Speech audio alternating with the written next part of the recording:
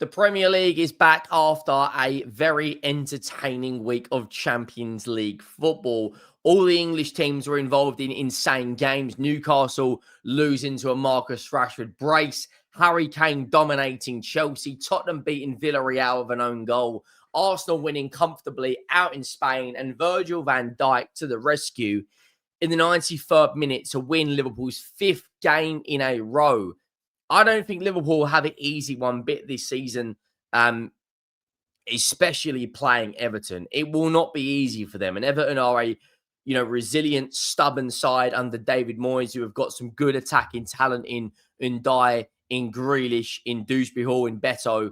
Liverpool, of course, fancy their chances and, of course, will be massive favourites for this game. And they are getting a lot of pelters online. Florian Wirtz isn't up to speed. Isak isn't up to speed. Liverpool are getting a lot of stick online on the socials.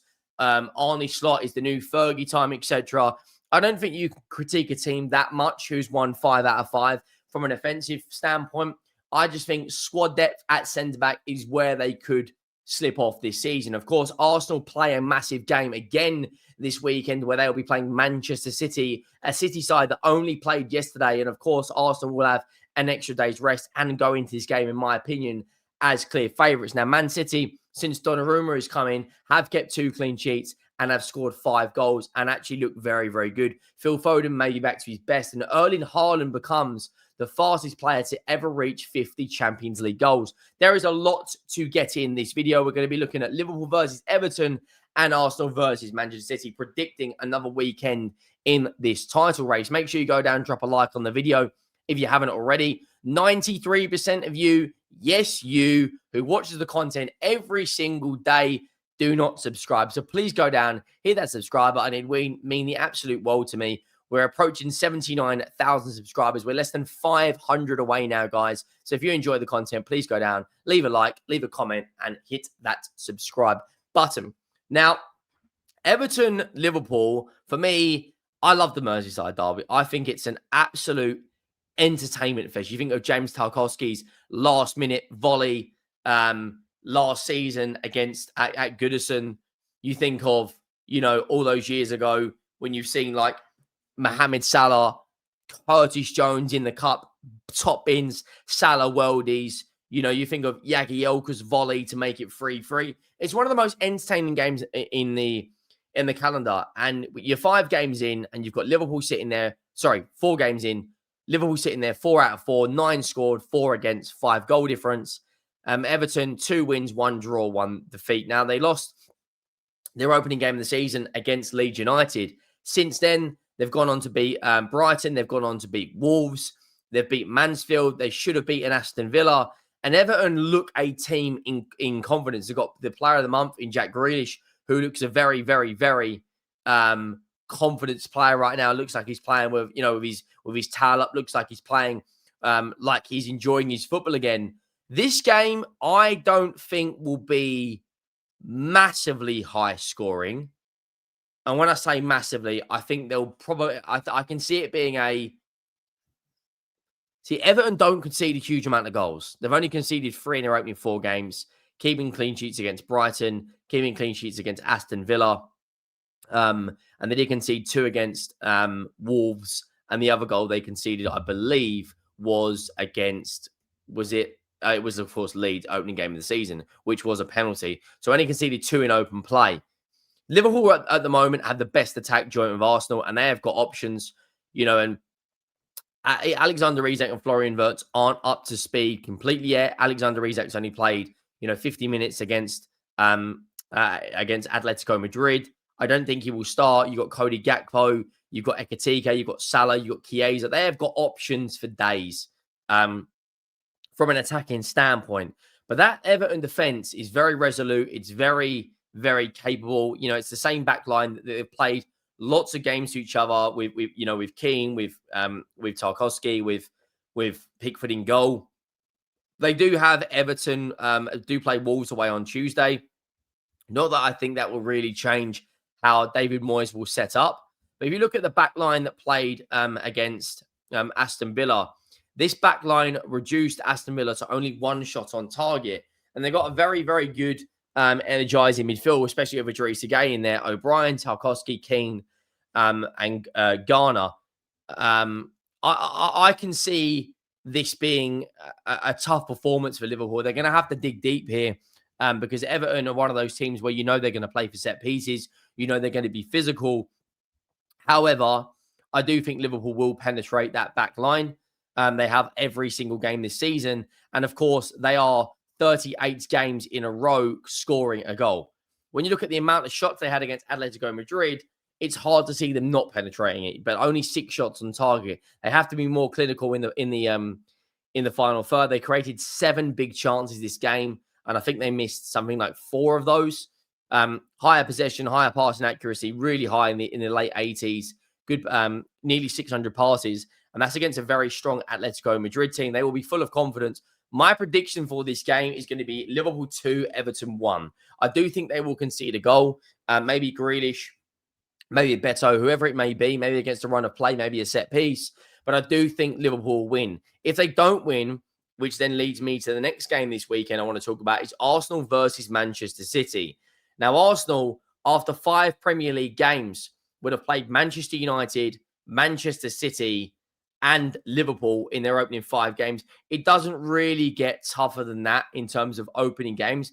But this defense, we're talking about one of the best defenses, if not the best defense in the world right now, in Calafiori, Gabriel, Mosquera, and Timber. I think Timber's the best right back in the Premier League as it stands. You've got Declan Rice, Zubimendi, and Marino, because, of course, Martin Odegaard is injured. He may come back into the lineup. We don't really know what the outcome of his injury is. I don't actually know what his injury is, to be completely frank with you. But I do think, however, 4:30 this weekend, I can see, Arsenal winning this game. Now, both teams have actually got a fair few injuries. I'll come back to how I think the game is going to plan out. But when you look at the injuries, Man City are missing John Stones, Kovacic, Ain't Nuri. They're missing Marmoush. They're missing Rayan Cherki. Arsenal are missing Saka, Jesus, Havertz, and of course, Odegaard. Now, Odegaard is doubtful, but there isn't a set time on his injury. Now, Man City looked very, very good last night. I'll be honest with you, they did. And since Donnarumma has come in, they do actually look a much better side. They haven't conceded a goal yet. 23 shots, although it is predominantly most of the game, it's up against, 10 men. But 23 shots on target from Manchester City. Foden looking like he's back at his best. Erling Haaland becoming the fastest player to get 50 Champions League goals. They are going to be very, very confident. 804 passes is insane. 74% possession. When you look at the match stats as well, on their game against Manchester United, their last Premier League game where they won 3-0, Foden was, of course, heavily involved again. But one thing that was interesting, it was actually Manchester United who had more of the ball. 6 shots on target out of 13. Lower passing accuracy as well. Lower possession, lower passes. The same amount of fouls. I personally think Arsenal will keep another clean sheet in this game. And my prediction is actually quite bold. But I'm going to go 3-0 Arsenal.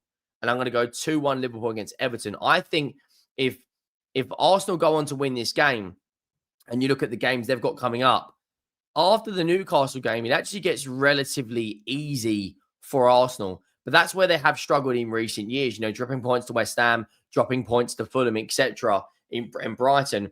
You got Port Vale, then they play Newcastle United away. After that game, they play Olympiacos, West Ham, Fulham, Atletico Madrid, and Crystal Palace. That would be their next 7 games. After that, it's Burnley, Slavia Praha, and Sunderland. So the next 10 after Newcastle is actually straightforward for them. Then they play Tottenham, Bayern, Chelsea, Brentford, Villa, and Club Brugge, who scored 3 goals in their opening Champions League game. Sorry, 4 goals against Monaco. I was wrong on that. When you look at Liverpool's games, I would say they've had the easier games compared to Arsenal, looking at Burnley, looking at Bournemouth. You look at their next games after the Everton game, they play Southampton in the Cup, right? Then they play Crystal Palace away, which isn't an easy game. They're a good side. Galatasaray away. They got heavily beaten yesterday by Frankfurt, so I think they will comfortably beat those. But then it's Chelsea, Man United, Frankfurt, Brentford, Villa, Madrid, and City.